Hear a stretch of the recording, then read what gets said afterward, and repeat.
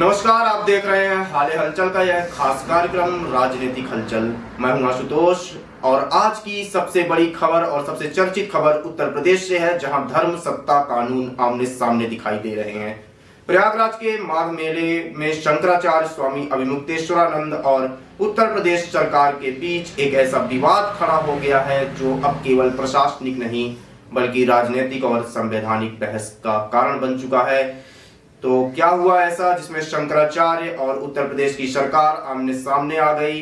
तो आइए जानते हैं इस खबर को विस्तार से, क्योंकि इस खबर ने सियासी गलियारों को गर्म कर दिया है। तो दरअसल जनवरी के माघ महीने में मेले के अवसर पर गंगा स्नान का पावन पर्व चल रहा है और इस महीने काफी भीड़ होती है उत्तर प्रदेश में, उत्तर प्रदेश के प्रयागराज में, क्योंकि माघ महीने का यह दिन काफी पवित्र माना जाता है। ऐसे में उत्तराखंड में ज्योतिष मठ के शंकराचार्य भी माघ में गंगा स्नान करने पहुंचे, जहां प्रशासन ने इसका विरोध किया और उनके शिष्यों के साथ झड़प हो गई, जिसके बाद पुलिस ने उन्हें गंगा स्नान करने नहीं दिया और शंकराचार्य धरने में बैठ गए। शंकराचार्य स्वामी अभिमुक्तेश्वरानंद का आरोप है कि पुलिस प्रशासन का उनको रोकना गलत है और यह शंकराचार्य का अपमान है और प्रशासन को उनसे माफी मांगनी चाहिए।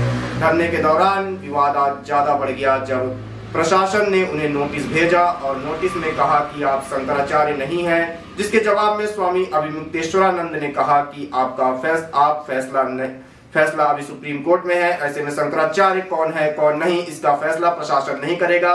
पुराना विवाद फिर खड़ा हो गया अभिमुक्तेश्वरानंद से जुड़ा हुआ। सियासी गलियारों में राजनीतिक हलचल मच गई और उत्तर प्रदेश के पूर्व मुख्यमंत्री समाजवादी पार्टी के अध्यक्ष अखिलेश यादव ने भी इस पर उत्तर प्रदेश की भाजपा सरकार को निशाना बनाया और कहा कि यह मामला बेहद गंभीर है।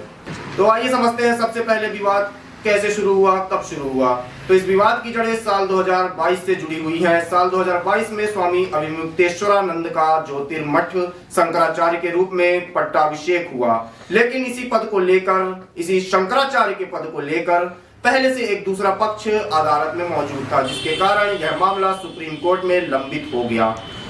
यहीं से शंकराचार्य के पद को लेकर काफी विवाद खड़ा हुआ। कानूनी और वैचारिक विवाद लगातार चलता रहा। आज भी अभिमुक्तेश्वरानंद विवादित चर्चा में रहते हैं। अब आते हैं ताजा विवाद की वजह पर। जनवरी 2026 में प्रयागराज में माघ मेले का आयोजन हो रहा था। स्वामी अभिमुक्तेश्वरानंद माघ मेले में शंकराचार्य के रूप में प्रवेश करके शाही स्नान करना चाहते थे और धार्मिक कार्यक्रमों में शामिल हुए। इसी दौरान मेला प्रशासन ने सवाल उठाया, जब शंकराचार्य पद को लेकर मामला कोर्ट में लंबित है तो सरकारी रिकॉर्ड में आपको किस आधार पर हम शंकराचार्य माना जाए और किस आधार पर हम आपको प्रोटोकॉल दे शंकराचार्य का। इसके बाद प्रशासन स्वामी अभिमुक्तेश्वरानंद को नोटिस जारी किया और यहीं से विवाद और बढ़ गया। औपचारिक रूप से विवाद बढ़ गया और भड़क उठा। शंकराचार्य के शिष्यों ने इस पर काफी टीका टिप्पणी की। स्वामी अभिमुक्तेश्वरानंद का कहना है कि मेरा पट्टाभिषेक वैध है, मैं वर्षों से शंकराचार्य के रूप में धार्मिक दायित्व निभा रहा हूं। स्वामी जी का आरोप है कि प्रशासन ने उनकी धार्मिक पहचान पर सवाल उठाया है, सार्वजनिक रूप से उनका अपमान किया गया है और यह सब सरकार के इशारे पर हुआ है। इसी के बाद उन्होंने यूपी सरकार और मेला प्रशासन को कानूनी नोटिस भेजा और चेतावनी दी कि यदि नोटिस वापस नहीं लिया गया तो अवमानना और अन्य कानूनी कार्यवाही होगी। तो यह विवाद काफी बड़ा हुआ और उत्तर प्रदेश सरकार और मेला प्रशासन का साफ कहना है कि यह किसी संत के खिलाफ कार्यवाही नहीं बल्कि अदालत के आदेश और प्रशासनिक नियमों का पालन है।